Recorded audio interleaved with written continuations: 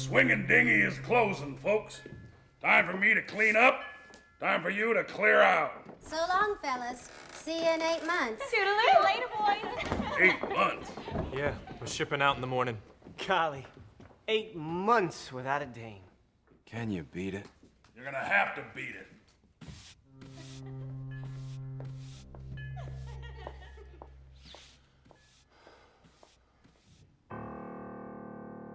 We are heading out to sea, and however it'll be, it ain't gonna be the same. 'Cause no matter what we see when we're out there on the sea, we ain't gonna see a dame.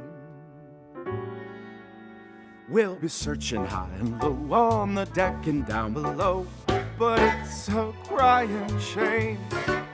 Oh, we'll see a lot of fish, but we'll never clock a dish. We ain't gonna see a dame. No dames. We might see some octopuses. No dames. Or a half a dozen clams. No dames. We might even see a mermaid. But mermaids got no dams. No yams.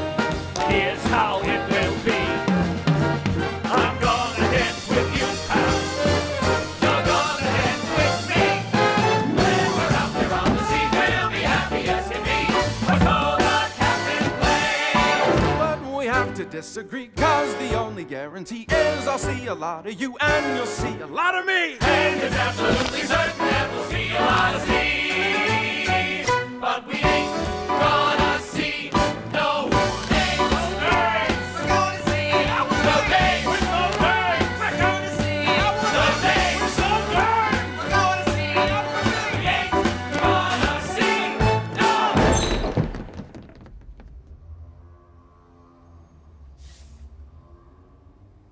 This place looks open.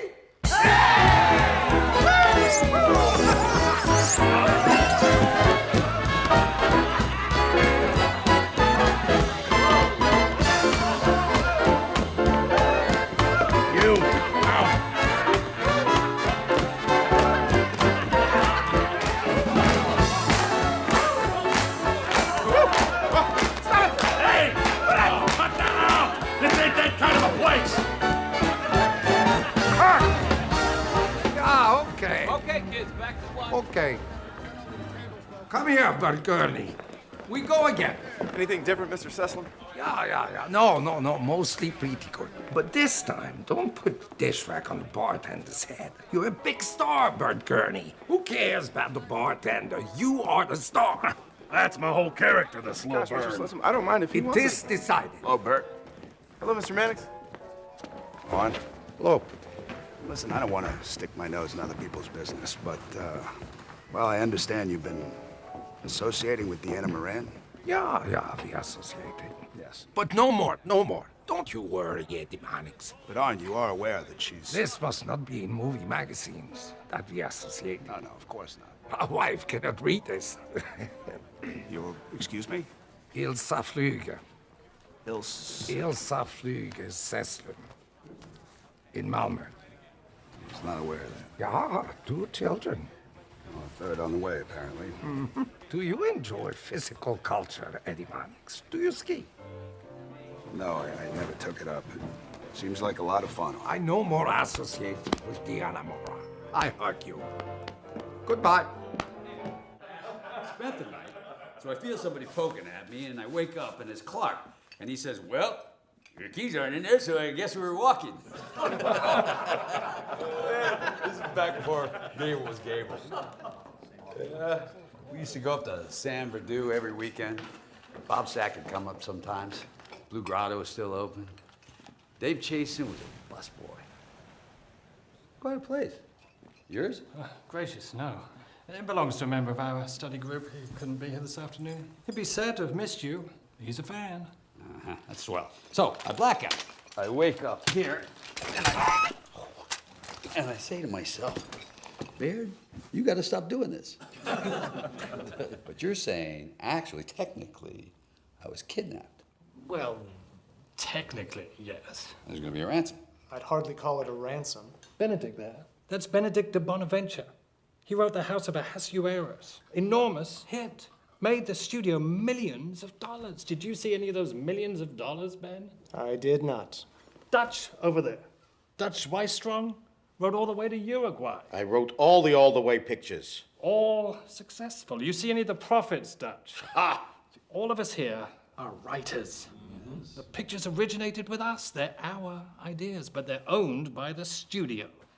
I'm not saying only writers are being exploited. I mean, look at yourself, Baird. Oh, well, the studio takes pretty good care of me. What are you, a child?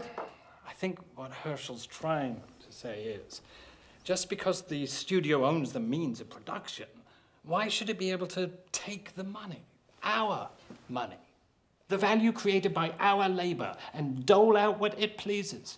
That's not right. So no, I wouldn't call it ransom. Payback. Now, until quite recently, our study group had a narrow focus. We concentrated on getting communist content into motion pictures. Always in a sub-rosa way, of course. And we were pretty darn successful. You remember in Kerner's Corner? The town hall scene where the aldermen overturn the rotten election and make Gus the mayor. Yeah. Well, I like to think we've changed a few minds. But then Dr. Marcuse came down from Stanford, joined the study group, and started teaching us about direct action. Praxis. Action. We each pursue our own economic interest.